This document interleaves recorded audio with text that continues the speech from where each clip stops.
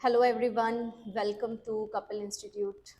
सो guys, date है आज की 20 अक्टूबर और शुरू करने जा रहे हैं अपन आज के करंट अफेयर्स। ठीक है, तो देखते हैं सबसे पहला क्वेश्चन आज हमारे पास करंट अफेयर्स में कौन सा है। क्वेश्चन है हमारे पास, which union minister introduce tradeable green credit special program. क्या होता है ये, पहले तो क्वेश्चन को समझो। ठीक है, तो क्वेश्चन में क्या है कि हमारे पास ना एक वर्ड है tradable green credit special programme. इसमें होता क्या, देखो सिंपल सी बात है। क्रेडिट तो आपको पता है ना, क्रेडिट क्या होता है। क्रेडिट का मतलब होता है हम किसी से कर्जा लेते हैं, है ना। आपने क्रेडिट कार्ड सुने होंगे। ठीक है, यहाँ पे है ग्रीन क्रेडिट, यानी कि जो इन्वायरमेंट रिलेटेड चीजें हैं उसके ऊपर आपने अगर व्यापार करना है तो उसके लिए आपको ग्रीन क्रेडिट यानी कि ग्रीन क्रेडिट आपको मिल जाएगा, जो कि ट्रेडेबल है, जिसको हम क्या कर सकते हैं, व्यापार कर सकते हैं। ठीक है जी, तो किस मिनिस्ट्री ने इसको मतलब लॉन्च किया है, तो सीधी सी बात है यार, मतलब इन्वायरमेंट से रिलेटेड है। ग्रीन शब्द तो वैसे इन्वायरमेंट के लिए है, तो ऑब्वियसली क्वेश्चन का आंसर क्या है, ministry of environment, forest and climate change. ठीक है, तो इस मिनिस्ट्री ने एक ना ग्रीन क्रेडिट प्रोग्राम शुरू किया है, जिसमें कोई भी इंडिविजुअल है या फिर कोई भी एंटिटी, जैसे कि कोई ग्रुप है, कोई कंपनी है, कोई ऑर्गेनाइजेशन है, वो ना एक ग्रीन क्रेडिट कार्ड की कमाई कर सकती है और उसके ऊपर व्यापार कर सकती है, एक्सचेंज भी कर सकती है, कुछ भी कर सकती है। ठीक है, तो इससे क्या होता है ना, ग्रीन क्रेडिट क्या है ना, एक ऐसा मतलब इंसेंटिव प्रोवाइड किया जाता है। इसके अंदर एक ऐसा यूनिट है ना जिसमें इंसेंटिव वगैरह हमें दिए जाते हैं, क्योंकि हमारी कोई ना कोई ऐसी एक्टिविटी होती है, कोई ना कोई ऐसा काम होता है जिसके ऊपर इन्वायरमेंट के ऊपर कोई असर पड़ता है। तो हम कहते हैं कि अगर वो असर अच्छा असर पड़े, पॉजिटिव इम्पैक्ट पड़ता है, तो उसके लिए हम इंसेंटिव देते हैं उन लोगों को। ठीक है, कि व्यापार भी करो और इन्वायरमेंट को अच्छा भी रखो। ठीक है, तो उसे कहते हैं tradable green credit special programme. ठीक है, तो इस प्रोग्राम को फॉलो किया जाएगा एक एक्शन के साथ जिसका नाम है लाइफस्टाइल फॉर एनवायरनमेंट, ये कैंपेन है। ठीक है जी, ये प्रोग्राम काफी अच्छा है और वॉलंटरी नेचर का है, तो इसके अंदर आप पार्टिसिपेट कर सकते हैं आराम से, फ्री ऑफ कॉस्ट। एंड इसके लिए किसी तरीके का ना पैसा वैसा मतलब के बारे में नहीं सोचा जाता कि हमें इसके बदले में क्या मिलेगा। ठीक है, एनवायरनमेंट ने हमें वैसे ही बहुत कुछ दिया है, हमारी बारी है एनवायरनमेंट को कुछ देने की। ठीक है जी, चलिए, तो ये था हमारा tradable green credit special programme. ठीक है, अब चलते हैं अगले क्वेश्चन की तरफ। एक और क्वेश्चन है, थोड़ा सा ना मतलब उससे रिलेटेड है, ये वर्ल्ड के कुछ अफेयर्स से रिलेटेड है, तो हम मतलब ना इस चीज को ऐसे मान के चलते हैं। देखिए, एक सेकंड बस, मैं ये पेन सेट कर लूं। हाँ, सो एक ना मतलब क्वेश्चन है, वर्ल्ड इंटरनेशनल अफेयर से रिलेटेड है, इंडिया से तो कोई लेना देना नहीं है, लेकिन कई बार क्या होता है ना, हमें मतलब एक सब्जेक्ट होता है ज्योग्राफी, जिसमें भी फर्दर हम लोग क्लास में पढ़ते हैं ह्यूमन ज्योग्राफी। तो ह्यूमन ज्योग्राफी में ना अपन लोग ट्राइब्स वगैरह को स्टडी करते हैं। ठीक है, तो उससे संबंधित कई बार ना क्वेश्चन हमारे इंडिया से भी आ जाते हैं। जैसे इंडिया में कौन सी ट्राइब्स हैं, जैसे कि आप लोग गॉन्ड्स पढ़ते हो, खॉन्ड्स पढ़ते हो, बकरवाल पढ़ते हो, गदीज पढ़ते हो। ठीक है, तो ये ना ट्राइब्स होती हैं इंडिया की। ठीक है, जिनको कहते हैं एबोरिजिनल। एबोरिजिनल मतलब होता है जो वहां के रहने वाले, मतलब इंडिजीनियस पीपल हैं। ठीक है जी, अभी जो एबोरिजिनल और टॉरेस स्ट्रेट के आइलैंडर्स हैं, वहां के रहने वाले, ठीक है, जो उस टापू के रहने वाले लोग हैं, वो कहाँ के इंडिजीनियस सिटीजन है, किस कंट्री के हैं, वो ऑस्ट्रेलिया के हैं। ठीक है जी, तो एबोरिजिनल्स और टॉरेस स्ट्रेट के आइलैंडर्स कहाँ के रहने वाले हैं, वो ऑस्ट्रेलिया के इंडिजीनियस हैं। अभी सवाल दिमाग में आना चाहिए कि यार क्यों आखिर ऐसा क्वेश्चन करंट अफेयर में पूछा है।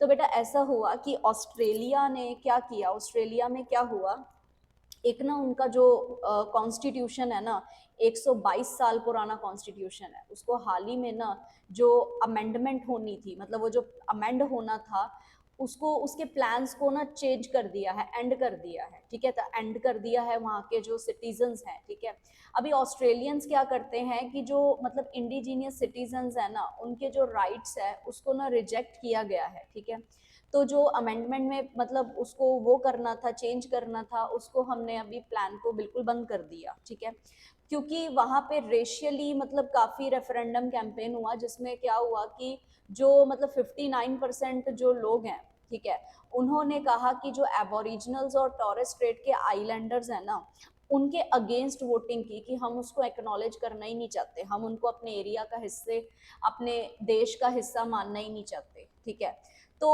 1901 में इस कॉन्स्टिट्यूशन की स्थापना हुई थी, जब उसके अंदर उन लोगों को इस देश का हिस्सा माना गया था, ठीक है।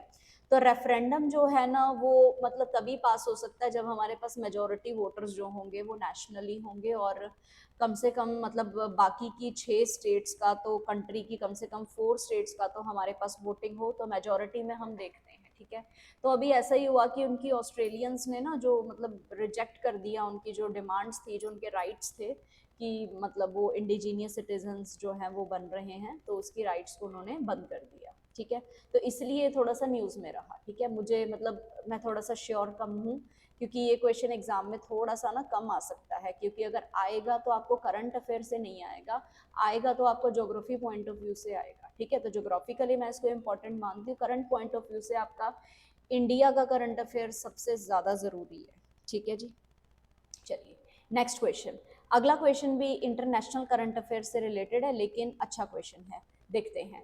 वहान खचतुरयन ये किस देश के प्रेसिडेंट है? अभी ये वाला क्वेश्चन ज्यादा इंपॉर्टेंट है पिछले वाले क्वेश्चन से मैं कहूँ तो, क्योंकि इंटरनेशनल तो है ही है, इंपॉर्टेंट तो है ही है, लेकिन रीजन है उसके इंपॉर्टेंट होने का कि किस एरिया के प्रेसिडेंट है। तो ये ना आर्मेनिया के प्रेसिडेंट है। हुआ क्या है कि ये जो मतलब प्रेसिडेंट है आर्मेनिया के, इन्होंने ना हाल ही में एक रोम स्टैट्यूट जो बना हुआ है, स्टैट्यूट का मतलब होता है बेटा कानून, एक लॉ, मतलब एक लॉ बना हुआ है रोम स्टैट्यूट जिसको हम बोलते हैं। उसने ना मतलब एक उसका रेटिफिकेशन होता है, जैसे कि हामी भरना, ठीक है। तो वो हामी भर दी है, उसको साइन कर दिया है। क्या रिकॉग्नाइज करता है कि इंटरनेशनल क्रिमिनल जो कोर्ट है हमारा, उसकी जो ज्यूरिसडिक्शन है ना, उसको रिकॉग्नाइज किया, उसको मान्यता दी है, ठीक है। जबकि रशिया से बहुत ज्यादा वार्निंग्स आ रही थी कि तुमने ऐसा काम नहीं करना, लेकिन स्टिल आर्मेनिया ने ऐसा काम किया। अभी आखिर रशिया क्यों ऐसे बोल रहा है? क्योंकि आईसीसी ने क्या किया है ना, एक अरेस्ट वारंट इशू किया है व्लादिमीर पुतिन के खिलाफ, क्योंकि उसने क्या किया था, यूक्रेनियन जो बच्चे हैं ना उनको रशिया में ना इलीगली उसने मतलब क्या किया, डिपोर्ट करवा दिया, ठीक है जी। तो इस वजह से थोड़ा सा ना वो उसमें आ गया, हॉट में आ गया बच्चों को लेके, है ना, ठीक है। आपकी जो लड़ाई है वो मैन टू मैन लड़ाई रखो, युद्ध रखो, कोई बात नहीं है, आप करना चाहते हो, लेकिन कम से कम बीच में बेचारे मासूम बच्चों को तो मत परेशान करो ना। तो आर्मेनिया कहता है कि आईसीसी को मतलब अगर हम लोग इस तरीके से ज्वाइन करते हैं, अलाउ करते हैं, तो वो ना पता है जो भी क्राइम्स अजरबैजान की तरफ से हो रहे हैं तो उसको भी मतलब रोकने में, उसको भी इन्वेस्टिगेट करने में हमारी हेल्प करेगा। तो इन्होंने इंटरनेशनल क्रिमिनल कोर्ट को क्या कर लिया है, अभी फाइनली रिकॉग्नाइज कर लिया। तो आर्मेनिया के प्रेसिडेंट ने रिकॉग्नाइज किया, इसलिए ये क्या हो गया, न्यूज में आ गया, ठीक है। तो आर्मेनिया के प्रेसिडेंट हैं हमारे वहागन खचतुरयान, ठीक है, इसको ऐसे याद रख लेना। चलिए नेक्स्ट क्वेश्चन। अगला सवाल है हमारे पास, सॉरी या अगला सवाल है हमारे पास, जो यूनाइटेड किंगडम है उसकी गवर्नमेंट ने क्या किया है, इंडिया के साथ मतलब कोलैबोरेट किया है, किसके लिए, स्मार्ट डिस्ट्रिक्ट प्रोजेक्ट के लिए, ठीक है। तो एक तो क्वेश्चन आपको देखो सीधा आएगा, क्या क्वेश्चन आएगा कि इंडिया की किस स्टेट के साथ जो है यूके गवर्नमेंट ने मतलब कोलैबोरेशन किया है, ठीक है। तो फिर तो आपको पता ही है कि आपका आंसर क्या है, तो आंसर यहाँ पे खैर हमारा है तमिलनाडु, ठीक है जी। लेकिन कई बार उल्टा क्वेश्चन भी आ जाता है कि स्मार्ट डिस्ट्रिक्ट प्रोजेक्ट में तमिलनाडु को किस देश की गवर्नमेंट का कोलैबोरेशन मिला है, फिर आपको आंसर करना है यूके, ठीक है जी। तो यूके, यूनाइटेड किंगडम और तमिलनाडु जो है स्मार्ट टेक्नोलॉजी प्रोजेक्ट के ऊपर काम करेंगे। इस प्रोजेक्ट में क्या है, सस्टेनेबल वाटर, वेस्ट और रिसोर्स मैनेजमेंट के ऊपर हम लोगों ने काम करना है, ठीक है जी। तो सस्टेनेबल वाटर मतलब पानी इतना इस्तेमाल करो कि आपको आपकी आने वाली जनरेशन्स के लिए भी पानी बचा सके आप। वेस्ट मैनेजमेंट होता है, रिसोर्सेज जो भी है हमारे देश में उसको मैनेज करना सीखो यार। सस्टेनेबल यूज हर चीज का जरूरी है। ऐसा नहीं है कि आपको हमारे देश में बहुत सारे रिसोर्सेज है तो अंधाधुंध उसका इस्तेमाल करो। अरे सिर्फ आपकी प्रजाति थोड़ी ना, आगे फ्यूचर में आपकी और भी जनरेशन आएगी, उसके लिए भी तो बचाना है, ठीक है। तो ये स्मार्ट डिस्ट्रिक्ट प्रोजेक्ट जो है ना, इसका मतलब जो मेन एम है वो क्या है कि सस्टेनेबिलिटी के जो भी चैलेंजेस है ना उसको एड्रेस करना है ग्लोबल लेवल के ऊपर, ठीक है। सेंसर्स लगाने हैं पूरे डिस्ट्रिक्ट के अंदर, रियल टाइम डेटा गैदरिंग करनी है, वाटर के ऊपर करना है, वेस्ट मैनेजमेंट पे, इन्वायरमेंट की क्वालिटी कैसी जा रही है स्टेट में उसके ऊपर देखना है। तो यूके जो है इसके लिए बहुत ज़्यादा हेल्प कर रहा है, ठीक है जी। तो आपको थोड़ा सा ध्यान में रखना है। वैसे भी देखिए जो ऋषि सुनक हैं वो वहाँ के प्रधानमंत्री हैं, ठीक है तो अपने इंडियन ही ना, और वो भी साउथ से, तो इसलिए उनको जो है इन चीज़ों में कुछ इंटरेस्ट ज़्यादा रहता है, ठीक है जी। चलते हैं अगले सवाल की तरफ। तो अगला सवाल है हमारे पास, वर्ल्ड फूड डे से संबंधित कब मनाया जाता है वर्ल्ड फूड डे? देखिए हर साल हम लोग वर्ल्ड फूड डे मनाते हैं 16 अक्टूबर को, ठीक है, यहाँ पे लिखा भी हुआ है 16 अक्टूबर को वर्ल्ड फूड डे मनाया जाता है। इसे मनाने का मतलब मेन जो रीज़न है वो ये है कि देखिए जो हंगर है ना, भुखमरी है, और जो फूड सिक्योरिटी है, फूड सिक्योरिटी को तो हमने ठीक करना है और हंगर को तो हम लोगों ने ख़त्म ही करना है, एलिविएट करना है, ठीक है। वर्ल्ड फूड डे को 1945 में इस्टेब्लिश किया गया था फूड एंड एग्रीकल्चरल ऑर्गेनाइजेशन के द्वारा, और इस साल 2023 का इसका थीम क्या? Water is life, water is food, leave no one behind, किसी को पीछे नहीं छोड़ना, वाटर लाइफ है, वाटर ही फूड है, ठीक है जी। तो लाइफ भी है, खाना भी है, जिंदगी भी है, सब कुछ है, पानी की संरक्षण वैसे ही बहुत जरूरी है ना, तो किसी को पीछे नहीं छोड़ना है, सबके लिए भुखमरी खत्म करेंगे, सबके लिए फूड सिक्योरिटी को इम्प्रूव करेंगे, ठीक है जी। इस बार मेन काम पानी है हमारा, ठीक है। चलते हैं अगले सवाल की तरफ। अगला सवाल है again a good question, very nice question. Shiva Shankari, जिनको हाल ही के अंदर सरस्वती सम्मान 2022 से नवाजा गया है, वो फेमस ऑथर हैं किस लैंग्वेज में? मतलब देखो सरस्वती सम्मान अवार्ड ना क्यों दिया जाता है? क्योंकि हम लेखकी करते हैं, हम कुछ लिखते हैं, ठीक है। जनरली जो आपने एक चीज़ हमेशा याद रखनी है कि हमारे देश में देखिए 22 ऑफिशियल लैंग्वेजेस का इस्तेमाल होता है, तो इन 22 ऑफिशियल लैंग्वेजेस में अगर कोई भी पर्सन कुछ भी लिखता है और बहुत अच्छा लिखता है, और देखा जाता है पिछले 10 दिनों में उसने कोई 10 सालों में उसने कोई मास्टरपीस लिखा है, तो उसको सरस्वती सम्मान अवार्ड दिया जाता है, ठीक है। देखिए यहाँ पे लिखा हुआ है कि ये लिटरेरी वर्क 22 इंडियन लैंग्वेजेस में से किसी के साथ भी किया जाए और उसमें आउटस्टैंडिंग काम किया जाए तो सरस्वती सम्मान अवार्ड दिया जाता है। तो हाल ही में ये सरस्वती सम्मान अवार्ड किसको मिला है? शिवा शंकरी को मिला है, जो कि ऑथर भी हैं और एक्टिविस्ट भी हैं, ठीक है। तो इन्होंने 2022 में अपना मेमोयर लिखा था, जिसको तमिल के अंदर लिखा गया था, जिसका नाम रखा सूर्यवंशम, सूर्यवंशम, ठीक है जी। तो सूर्यवंशम जैसे अपन लोग बोलते हैं ना, सूर्यवंशम है, ठीक है। इस अवार्ड की शुरुआत के बिरला फाउंडेशन ने की थी और शिवा शंकरी इस अवार्ड के 32nd रिसिपिएंट बने हैं, ठीक है जी। समझ आया? चलिए, सो नेक्स्ट हम लोग डिस्कस करने जा रहे हैं अगला सवाल हमारा, किस कंट्री ने जस्ट अ मिनट, हाँ सवाल है which city hosted the G20 parliamentary speaker summit P20 इन 2023? देखिए G20 के बारे में हम लोग सब कुछ जानते हैं, तो G20 में क्या सीन है हमने क्लास में भी डिस्कस किया, और वेरी सुन आपको G20 के ऊपर एक वीडियो भी मिलेगी जिसके अंदर बहुत कंप्लीट डिस्क्रिप्शन आपके G20 का सिंपल शब्दों में किया जाएगा, ठीक है। तो G20 की पार्लियामेंट्री स्पीकर्स की मीटिंग हुई, तो G20 दिसंबर तक हमारे पास है, दिसंबर के बाद जो है ये हमारे हाथ से चला जाएगा, ठीक है, ब्राज़ील के पास चला जाएगा, ठीक है। तो G20 की अभी मीटिंग्स चल रही हैं हमारे देश में, तो यहाँ पे पार्लियामेंट के जो स्पीकर्स हैं, पार्लियामेंट्री स्पीकर्स का समिट हुआ, इसलिए इसको P20 भी कहते हैं, ठीक है। सवाल ये कि ये किधर हुआ है? ये हमारे कैपिटल सिटी न्यू दिल्ली के अंदर हुआ है, प्रधानमंत्री मोदी जी ने इसको इनॉग्रेट किया था। 9th G20 parliamentary speakers meeting है ये, ठीक है जी। 2 दिन का ये समिट हुआ, और पार्लियामेंट्री फोरम में जो हमारा मेन मिशन है ना, मिशन लाइफ, जिसका क्वेश्चन हम पहले भी कर चुके हैं, लाइफस्टाइल फॉर एनवायरनमेंट, ठीक है जी। तो ये हमारा मेन मिशन है, इसके ऊपर हमारा डिस्कशन हुआ। G20 कंट्रीज के अलावा 10 बाकी कंट्रीज भी इनवाइट की गई थी इस कॉन्फ्रेंस के अंदर, और जो थीम था इस 9th P20 समिट का वो था parliaments for one earth one family one future, ठीक है जी। वैसे भी one earth one family one future तो G20 का थीम है ना, उसका लोगो है ना, ठीक है। तो पार्लियामेंट्स भी अब मिलेंगी, आपस में बैठेंगी और इसी थीम को पूरा करेंगी, ठीक है जी। तो ये है हमारा P20 पार्लियामेंट्री स्पीकर्स का फोरम, ठीक है जी। अब चलते हैं अगले क्वेश्चन की तरफ। तो अगला क्वेश्चन देखें हम लोग, हाँ अगला क्वेश्चन है हमारे पास कि ग्लोबल हंगर इंडेक्स की रिपोर्ट जारी हुई है जनाब 2023 की, इंडिया का रैंक क्या है? इंडिया का रैंक है 111, very very poor rank, 125 countries में से हम 111 नंबर पे हैं, ठीक है। तो बहुत ही स्लो प्रोग्रेस है, स्लो भी क्या है यार, प्रोग्रेस हो ही नहीं रही है, रुकी पड़ी है, 2015 से सेम आंकड़े के ऊपर चल रहे हैं, ठीक है। 28.7% का हम लोगों ने जो है वो स्कोर दिखाया इसके अंदर, जिसको बताया गया है कि जो इंडिया का जो लेवल है ना हंगर का, भुखमरी का, वो बहुत ज़्यादा सीरियस लेवल पे है भाई।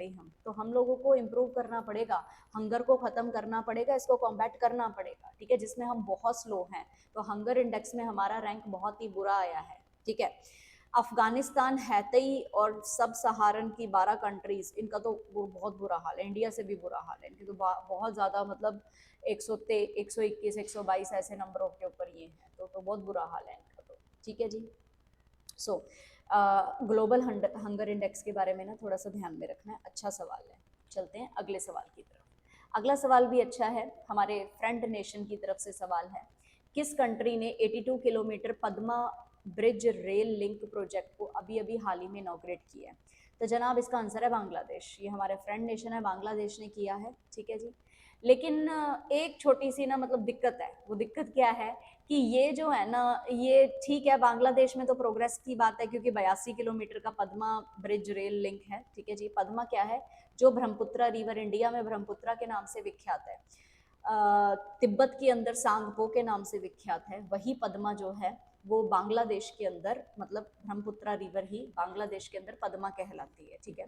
तो उसके ऊपर जो ब्रिज और रेल लिंक जो इन्होंने बनाया है वो इनकी कंट्री का सबसे बड़ा इंफ्रास्ट्रक्चर प्रोजेक्ट तो है, लेकिन पंगा ये है ना, ये चाइना का जो बेल्ट एंड रोड इनिशिएटिव है ना उसके अंडर बना है, और चाइना के इस बेल्ट एंड रोड इनिशिएटिव को देखो इंडिया सपोर्ट नहीं करता, ठीक है। तो इसकी वजह से जो है इंडिया का और बांग्लादेश का, भगवान ना करे कोई मतलब रिलेशन बिगड़े, अच्छे रिलेशन है हमारे कंट्री के साथ, ठीक है। चलिए अभी, अच्छा कितना पैसा लगा, ये मतलब टका इतना लगा और मतलब इतना कुछ याद रखने की ज़रूरत नहीं है, तो थोड़ा सा ध्यान में रखना अपने, बस ये कि भी कौन सा प्रोजेक्ट है, ठीक है। चलते हैं अगले सवाल की तरफ। आखिरी सवाल है आज का हमारा। कुलशेखरपत्तनम, ठीक है, is associated with ISRO second space port हमने बनाया है, सेकंड स्पेस पोर्ट हम लोगों ने बनाया है किस स्टेट के अंदर, ठीक है। तो बहुत सिंपल सा क्वेश्चन है बेटा, ये जगह ही किधर है? तमिलनाडु में, ठीक है। कुलशेखरपत्तनम जो है वो कहाँ पे है? तमिलनाडु में है। ये सेकंड स्पेस पोर्ट है हमारे इंडियन स्पेस रिसर्च ऑर्गेनाइजेशन का, जो 2 सालों के अंदर अंदर तमिलनाडु के अंदर हमें देखने को मिलेगा, ठीक है। अच्छा, स्पेस पोर्ट्स क्यों बनाए जाते हैं? जो स्मॉल सैटेलाइट लॉन्च व्हीकल्स होते हैं ना, उनके लिए ही बनाए जाते हैं, ठीक है जी। तो प्राइवेट सेक्टर ही इसको डेवलप करता है, ठीक है। तो इसरो ने इस चीज़ के लिए 2000 एकड़ का जो लैंड है उसको एक्वायर किया और इसरो को मतलब हैंड ओवर किया गया है, ताकि इसरो इस स्पेस पोर्ट को बना सके, ठीक है जी। तो याद रखना है, जो बहुत ही ज़्यादा स्मॉल सैटेलाइट लॉन्च व्हीकल्स होते हैं ना, उनके लिए हम लोग स्पेस पोर्ट्स बना रहे हैं। बेसिकली पोर्ट का मतलब क्या होता है? एक जगह से दूसरी जगह जाना, और स्पेस पोर्ट का मतलब क्या होगा? स्पेस की तरफ जाना, ठीक है जी। तो ऐसा हम लोग स्पेस पोर्ट जो है वो तैयार कर रहे हैं, ठीक है जी। सो 2 सालों में आपके पास बन के ये पूरी तरह से तैयार हो जाएगा, ठीक है जी। क्लियर होया? तो ये थे हमारे आज के करंट अफेयर्स। आज के 10 सवाल हमें बहुत बहुत अच्छे सवाल थे, काफ़ी अच्छे क्वेश्चंस थे हमारे पास आज के। तो अभी कल की क्लास में हम लोग मिलते हैं सेम टाइम सेम जगह अपने अगले सवालों के साथ। Till then have a nice day, take care, bye bye guys, and जय हिंद गाइस।